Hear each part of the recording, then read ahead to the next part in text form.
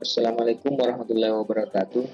Syukur alhamdulillah kita panjatkan kehadirat Allah Subhanahu wa taala atas karunia dan rahmatnya kita yang masih diberi nikmat kesehatan, nikmat kesempatan dan nikmat kuota kembali dapat melaksanakan perkuliahan secara daring. Salam dan salawat tidak lupa pula kita kirimkan kepada junjungan Nabi Muhammad SAW, Nabi terakhir yang banyak mencontohkan kebaikan-kebaikan dalam kehidupan, memberikan risalah untuk keselamatan hidup di dunia maupun di akhirat.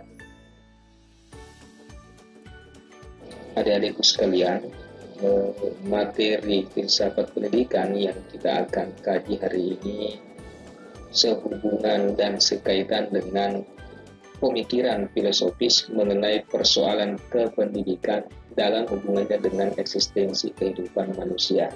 Meskipun masih jauh dari kesempurnaan, tetapi paling tidak materi yang kita akan kaji hari ini memberikan sedikit kontribusi dan dorongan kepada kita semua yang sedang secara khusus mempelajari bidang studi kependidikan dan ilmu filsafat pada umumnya.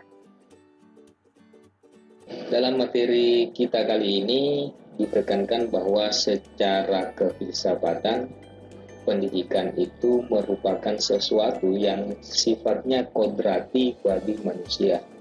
Artinya apa? Bahwa bagi manusia pendidikan itu berarti dan berfungsi mutlak dalam eksistensi kehidupan. Tanpa pendidikan, manusia tidak pernah bisa eksis sebagaimana dirinya. Tentu hanya melalui jalan pendidikan, manusia memperoleh pengetahuan yang pasti tentang wawasan. Mengapa dia harus bereksistensi, dari mana asal kehidupan, dan kemana tujuan kehidupan ini. Serta apa yang seharusnya dilakukan oleh manusia di sepanjang kehidupan ini. Nah, hal itu berarti pendidikan menjaga, mengembangkan, dan membentuk ilmu pengetahuan dari tingkat berpikir filosofis, teoritis, sampai pada tingkat praktis. Nah, sesungguhnya filsafat pendidikan bukan hanya wajib dipelajari pada bidang studi kependidikan saja, melainkan juga wajib dipelajari pada berbagai studi keilmuan lainnya. Mengapa demikian? Karena pada dasarnya disiplin ilmu pengetahuan dari tingkat filosofis, teoritis, sampai pada tingkat praktis, semuanya diawali dan diakhiri oleh pendidikan.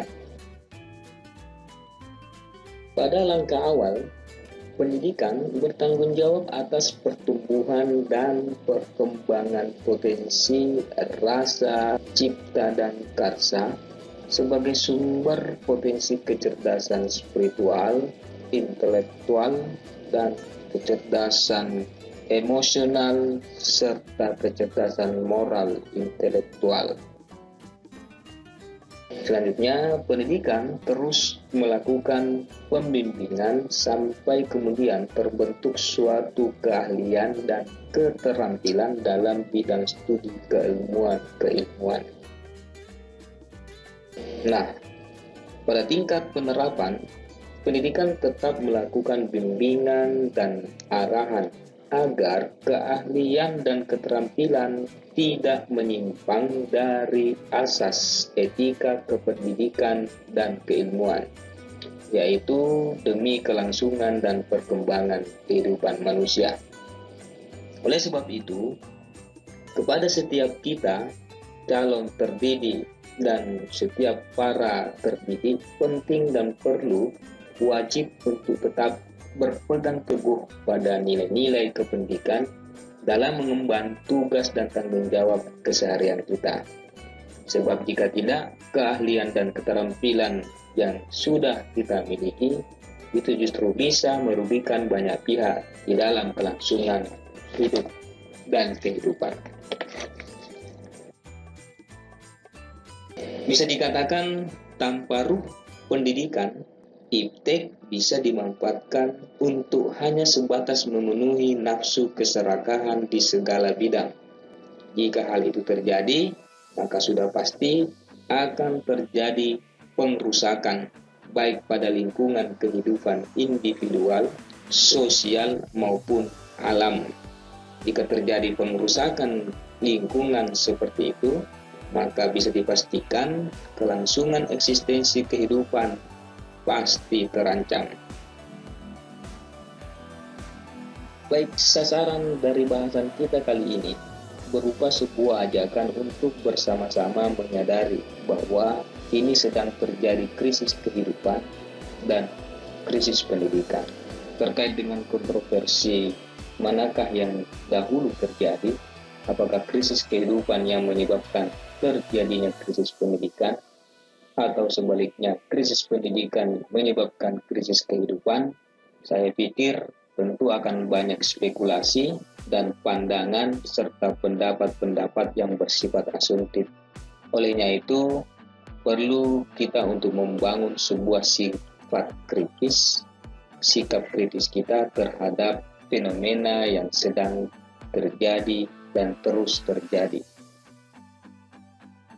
Menyoal pada masalah penyebab terjadinya krisis kehidupan dan krisis pendidikan, menukik pada terjadinya krisis multidimensi. Ada yang berpendapat bahwa krisis pendidikan dan kebudayaan itu disebabkan oleh akumulasi dari krisis kehidupan di berbagai sendi kehidupan, baik itu oleh kebangkrutan ekonomi, kemunafikan politik, dan sebagainya. Benar juga terjadi krisis demikian itu disebabkan oleh adanya krisis filosofi kehidupan. Nah, agar proses pemikiran berjalan, maka lebih etis apabila kita menyentral pada persoalan pendidikan dan kebudayaan. Mengapa? Karena kita adalah mahasiswa ilmu pendidikan. Pemikiran kritis terhadap masalah pendidikan tentu akan mendorong kemauan untuk membangun kembali filosofi kehidupan melalui jalan pendidikan sesuai isi, arti, dan nilai hakiki daripada pendidikan. Nah, oleh sebab itu, kajian kita didasarkan pada sebuah keyakinan yang kuat bahwa bagi manusia, pendidikan adalah mutlak menentukan jati dirinya, keberadaan, model eksistensinya, dan kualitas tujuan hidupnya. Tetapi sebaliknya, keberadaan pendidikan juga sepenuhnya ditentukan oleh manusia. Tanpa manusia, pendidikan tidak pernah ada. Education is just the matter of human life. Pendidikan itu hanyalah merupakan persoalan manusia.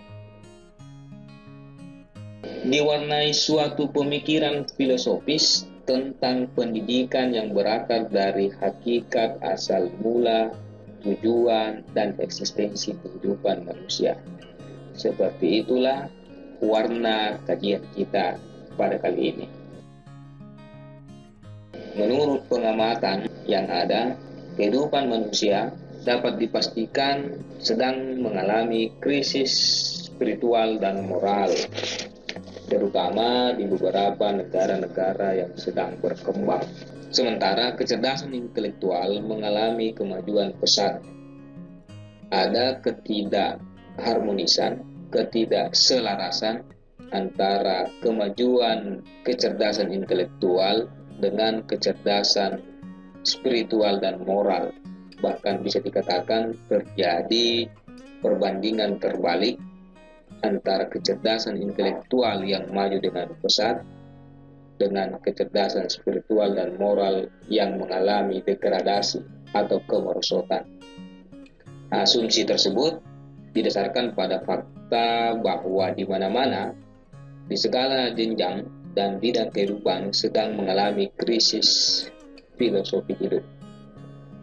Mereka yang terdidik justru menjadi koruptor, dalam artian telah berijazah, bergelar sarjana, magister, doktor, bahkan profesor. Dan mereka yang kurang terdidik atau tidak pernah mengenyam pendidikan menjadi maling, rampok, begal, dan sebagainya. Nah, mengapa bisa terjadi? Jika kita telusuri rentetan panjang garis sebab akibat, dapat disimpulkan bahwa faktor pertama dan utama penyebab berbagai krisis kehidupan tersebut adalah pendidikan.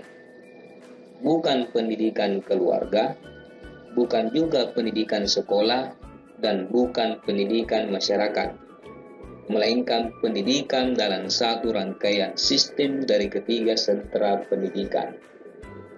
Betapapun pendidikan berlangsung secara optimum di lingkungan keluarga, tetapi jika tidak direspon secara tepat dalam penyelenggaraan pendidikan sekolah, maka akhirnya hanya akan melahirkan sumber daya manusia yang tidak kreatif. Pada sisi lain, bisa terjadi bahwa meskipun pendidikan sekolah mampu menghasilkan sumber daya yang berkualitas, tetapi jika masyarakat tidak merespon secara adil, maka dapat dipastikan kemajuan kehidupan masyarakat tetap dalam kemudian. Oleh sebab itu, kita akan bahas secara acak beberapa aspek pokok kehidupan untuk kemudian kita potret guna mendapatkan gambaran seberapa parah krisis itu terjadi dan seberapa jauh pendidikan menjadi imbasnya. Berikut ini akan dibahas secara acak beberapa aspek pokok kehidupan masyarakat untuk mendapatkan gambaran seberapa parah krisis itu terjadi dan seberapa jauh pendidikan terkena imbasnya. Secara filosofis, ekonomi menggambarkan suatu kehidupan rumah tangga yang syarat kerjasama antara seluruh anggotanya menurut kapasitas masing-masing. Berat sama diangkat, ringan sama dijinjing adalah suatu landasan kebijakan yang berkeadilan. Tetapi dinamika perekonomian dunia yang dimotori oleh perindustrian sampai pada era awal abad ke-21 ini ditandai dengan semakin kokoh dan tegaknya filsafat hidup positivisme materialistik dengan gaya hidup ekonomi kapitalistik. Kecenderungan perilaku tampak kuat ke arah perolehan kekayaan material sebanyak mungkin melalui jalan manapun. Tegaknya filosofi hidup demikian itu karena didukung oleh lahan subur berupa kepadatan penduduk dunia dan asumsi kekurangan pangan. Hal itulah yang mendorong ekonomi perdagangan menjadi jalan utama kehidupan masyarakat dunia yang syarat dengan persaingan, baik secara individual maupun secara sosial. Moralitas persaingan mendorong sistem ekonomi pasar yang kapitalistik dengan kecenderungan monopoli barang-barang produksi mulai dari proses produksi sampai pada mekanisme pasar. Dinamika perekonomian dunia sedang bergerak cepat ke arah pengusahaan nilai-nilai filosofi ekonomi itu sendiri. Penguasaan alat-alat industri secara politis mendorong ekonomi perdagangan bersifat monopolistik. Akibatnya, sistem ekonomi perdagangan monopolistik itu membentuk sosialitas terbelah menjadi dua lapis, yaitu produsen dan konsumen dengan spirit kapitalistik. Dengan spirit kapitalistik, produsen melakukan kegiatan produksi menurut watak monopoli dengan menguasai pasar untuk memperoleh keuntungan sebesar-besarnya. Dengan perolehan keuntungan besar, produsen merasakan suatu kebahagiaan berupa kenikmatan, sedangkan konsumen terjebak ke dalam sikap dan perilaku sebagai penikmat. Konsumen merasakan kebahagiaan berupa kenikmatan mengkonsumsi dan memakai barang-barang produksi. Dengan perwatakan ini, konsumen menjadi semakin terjerat pada ketergantungannya kepada produsen. Antara produsen dan konsumen secara diam-diam membangun kompromi berupa nilai kenikmatan hidup dari barang-barang produksi. Keadaan ini semakin membuat kokohnya posisi sentral kaum kapitalis sebagai produsen untuk mendapatkan keleluasaan menguasai ekonomi pasar perdagangan. Semakin barang-barang produksi itu memberikan kenikmatan hidup, semakin memperkuat ketergantungannya kepada produsen. Dari hubungan demikian, terkesan logis tidak ada kesalahan. Pada titik nilai kenikmatan itu, kedua belah pihak seolah-olah saling mendapatkan keuntungan, sehingga seolah-olah mereka terikat dalam romantika kehidupan. Tetapi, di balik romantisme ekonomi kapitalis itu, sesungguhnya terjadi suatu kanibalisme kehidupan yang pada waktunya siap menghancurkan realitas kehidupan. Pasalnya adalah produsen semakin terdorong untuk melipat gandakan kuantitas kenikmatan. Dorongan seperti itu selanjutnya membentuk sikap dan perilaku serakah, di mana menurut hukum alam cenderung bersifat merusak dan menghancurkan. Begitu juga dari pihak konsumen, ketergantungannya kepada produsen mendorong terbentuknya sikap dan perilaku malas alias tidak kreatif. Moralitas negatif ini pun bertentangan dengan hukum kodrat kehidupan manusia yang pada waktunya dalam situasi dan kondisi tertentu pasti merusak dan menghancurkan tatanan kehidupan. Moralitas seperti itu di samping memakan korban manusia sendiri, juga cenderung kuat mengorbankan alam dengan sumber dayanya. Seharusnya posisi dan peran produsen dan konsumen tidak terbelah secara dikotomis seperti itu. Secara filosofis, kedua belah pihak seharusnya berada dalam bentuk eksistensi harmonis, terikat, terkait dalam hubungan saling memberi arti dan peranan, sehingga saling memberi keuntungan yang adil dan berimbang. Mereka seharusnya berada dalam suatu filosofi kehidupan yang bersifat dinamis ke arah kemajuan hidup yang berkeadilan. Seharusnya pihak produsen mengakui bahwa konsumen adalah bagian integral dari dirinya. Begitu pula pihak konsumen seharusnya mau dan mampu mengembangkan potensi kreatif sehingga memiliki daya kemandirian. Oleh sebab itu, menurut dasar pemikiran filosofis, nilai substansial perekonomian terletak pada sejauh mana tingkat daya pengadaan kebutuhan primer para konsumen semakin meningkat. Jadi, ketika produsen memproduksi barang sesuatu, seharusnya mereka juga berusaha bagaimana agar para konsumen mampu meningkatkan daya beli.